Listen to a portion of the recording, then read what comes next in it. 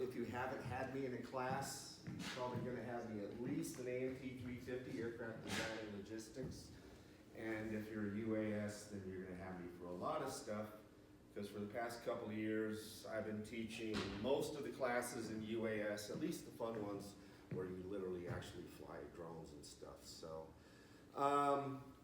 the reason I'm here is an interesting thing. A few months ago, me and my class were doing a photogrammetry mission over what used to be the old Officers Club. Because yes, this used to be an Air Force base. I used to be stationed here, and this used to be the base theater. So the old Officers Club hasn't changed at all. And so I kind of want to document some of these old structures before they get bulldozed down, and you know, we lose a little bit more and more of the Air Force heritage that started this. So while I was flying the mission, and it's just down the road, down Innovation Way, I think the newest dorms they made is just right next to it. So class was there, and the senior controller of the tower on duty that day called the police on me. Now in the Air Force, we always used to say it's not really a good party until the police show up. That's what I told my students, but I knew something was up when a police helicopter did a banana pass. That's like an air show pass. Pretty low.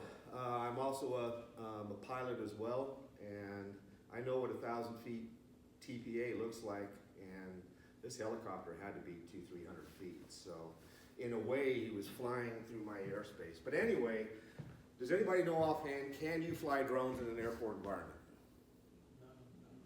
No. No? Actually, you can. And that's why I'm here, and that's why, to tell you the truth, I really hated drones when I first started teaching about them, just because I just thought, I didn't think there was any use for them.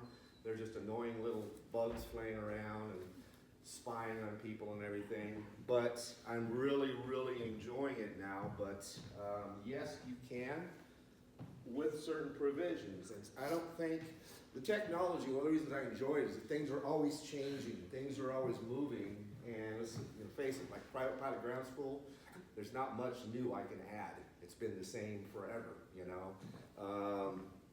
But UAS is constantly evolving. So the answer is yes, you can. So, and it's,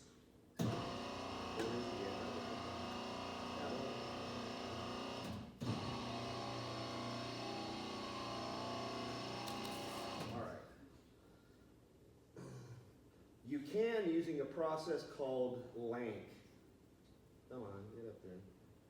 There it is. All right. Low altitude authorization and notification capability. All I can usually remember is LANC and stuff. But it's a process that people can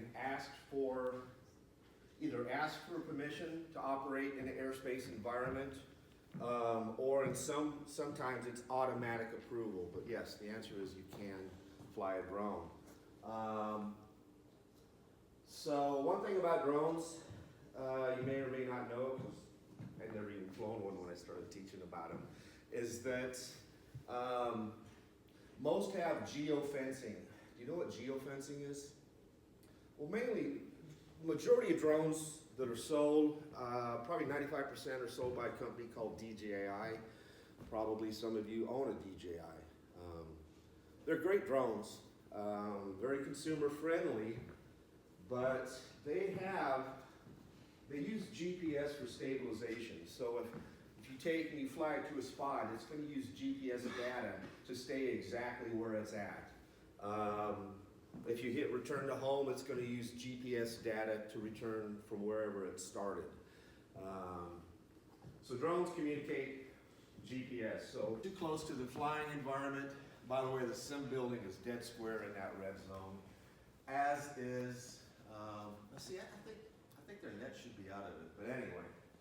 So 0 red means you can't fly, period. So that is a true statement. In this area, you can't fly a drone. Now you notice here, it's 0 altitude, but it's no longer red. So to fly in those areas, you have to have a commercial drone pilot certificate, or license, as everybody calls it. You have to be a commercial drone operator to request permission to fly in these zero airspace areas. So I didn't want to, but I went ahead and got my 107 ticket, so I'm got my commercial drone pilot and all that sort of stuff. The reason I didn't want to get it is because when the FAA tends to pull tickets, they tend to pull all of them. And I have a mechanic's ticket, a pilot's ticket, a drone operator's ticket, an advanced ground instructor ticket. I didn't want to put the rest of my tickets in jeopardy, but the only way I could fly with my students in these areas is to get the license, so I went ahead and got the license. So, in these areas, and it generally takes me, I request a week in advance, and it goes to the FAA. Right here, request a new link. And what this does is, to be registered on the site, the FAA knows everything about me. They know where I live, they know my phone number, they even know what drones I'm flying. So when I request permission, if there's a violation, they know exactly who's flying. That would be me. So in these areas, you have to get approval, let's say usually a week in advance, and you have to have your commercial ticket. These areas, the 100 feet, and notice it's like at the park across the street, you still need to go and get link approval, but you don't have to be a commercial pilot. So frankly, this is kind of the danger zones, because it means, well, that's not very nice. Because it means that anybody with a drone, because again, the DJIs will not let you fly unless you have link clearance, and sometimes they don't even let you fly at all. Not all drones are geo-fenced. The one I was flying that particular day wasn't geo-fenced, and I bought it $7,500 for that specific reason.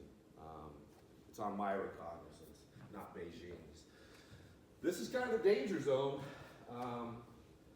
because you don't have to have the commercial ticket to fly in these. The 100 feet is automatic approval up to 100 feet. Questions or comments so far? By the way, drones are only allowed to fly 400 feet above ground level anyways, so we should never really be in the airspace. So, and by the way, I found out this controller doesn't like the fact that ASU has a drone program. He doesn't think we should be flying drones on his field. I think he was a Marine. That's how I found out who he was and everything. That's just so adorable. I don't like all regulations too, but that's what they're there for. He has to follow them just like I do. So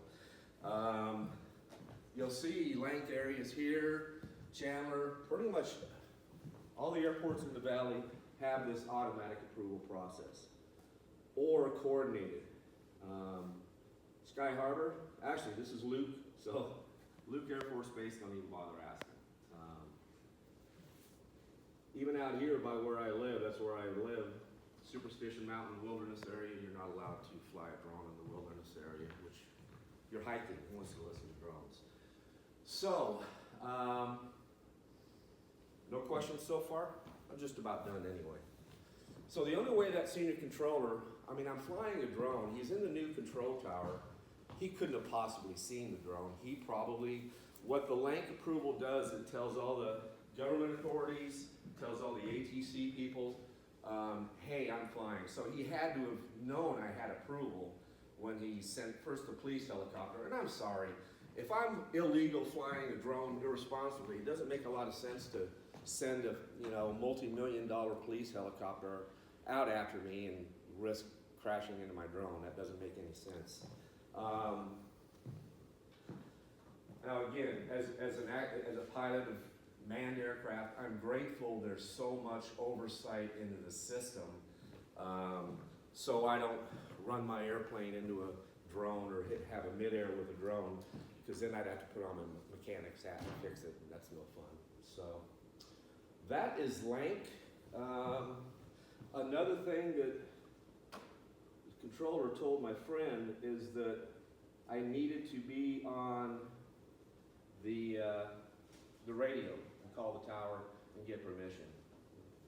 That's a big negative right there. It says right here,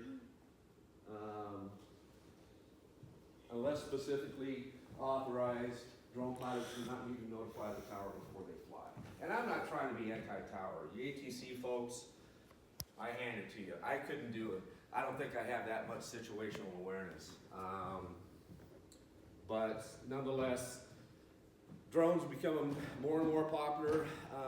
They're just a way of life. So we just need to make sure they're deconflicted. However, having said that, there's some airports that don't have this automatic process. Those airports, there's a different way. You send in a form, and then in that form, and I've seen the forms where it says, yeah, contact the control tower. But for the most part, drones can fly. The tower doesn't need to know, doesn't need to be contacted, but the tower does have access to all that link info. This is what it all turned out to be. Where am I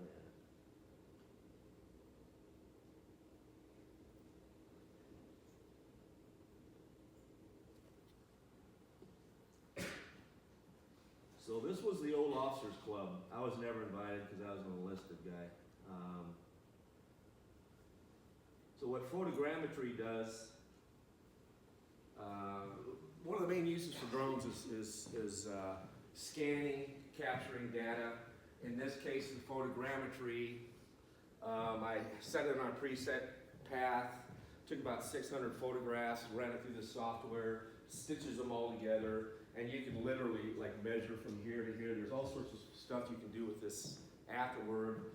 Same thing can be done with crop management, power line transmission management. It's just, I think this is a little more fun because the final version looks cool.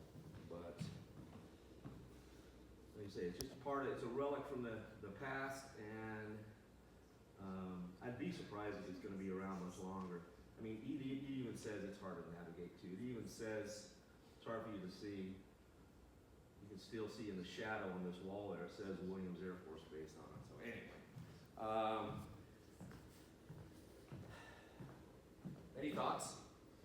I mean, is that okay, you think? So there's multi-layers to keep drones out of airspace. But, you know, as a controller, a drone can only fly up to 400 feet, and it's not like I've ever flown an airplane 400 feet over a congested airport area. You just don't do that. The actual danger is further out, those 100, 200 foot areas, and there's hackers on drones too. They can totally hack through the geofencing system. So if somebody's going to want to do something bad, they're going to do something bad. But to fly this close in the airport environment, you have to have a commercial ticket. Most people aren't willing to risk their livelihoods by doing something foolish. So that is Link. So, any questions? Nothing? Looking forward to spring break? Yes, sir. Are you only able to operate drones in those blue areas? Yes, you can't operate a drone in the red areas. Or like outside of those? Oh, no. I should have explained that. Thanks for bringing that up. Come on.